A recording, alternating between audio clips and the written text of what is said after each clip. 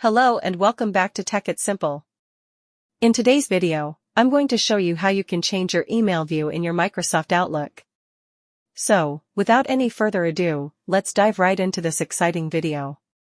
Step 1. Open your Outlook app. Firstly, you just simply have to open your Outlook app. After opening Outlook, just simply select any of the emails that you want to change the view. Step 2. Change the view. Now, you can see this night and day mode option after entering the email. To change the email view option, you just simply have to click on this three-dot button here. Then, going a little bit down, you can see this open a new window and view new message source option. You have to choose either of these options for a new email view. I hope this video helped you.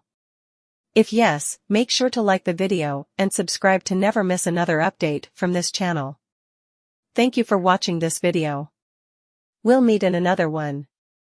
Till then, keep loving the tech.